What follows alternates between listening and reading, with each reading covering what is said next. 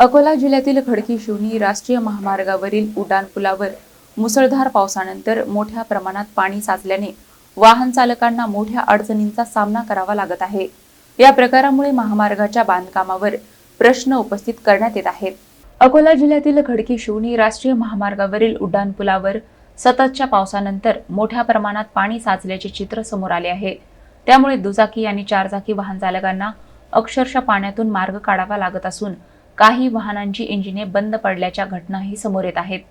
स्थानिकांकडून असा आरोप करण्यात येत आहे की महामार्गाच्या बांधकामावेळी पावसाच्या पाण्याचा प्रभावी निचरा होईल अशी व्यवस्था करण्यात आली नाही।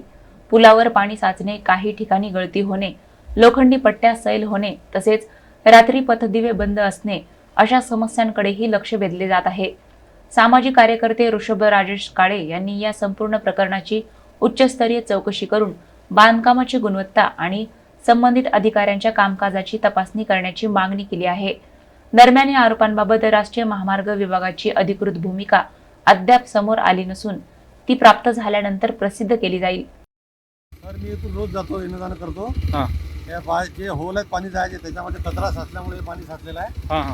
ते होल बंद झाल्यामुळे पाणी साचलेलं आहे। अच्छा, या 2-3 दिवसात जास्त पाणी आल्यामुळे ते जाम झालं। थोडंसं जर लक्ष द्यायला पाहिजे आणि हे आजूबाजूचे जे शिखर आहेत ते जर एनी टाइम जर हे करत गेले, साफ करत गेले तर हा प्रॉब्लेम येणार नाही।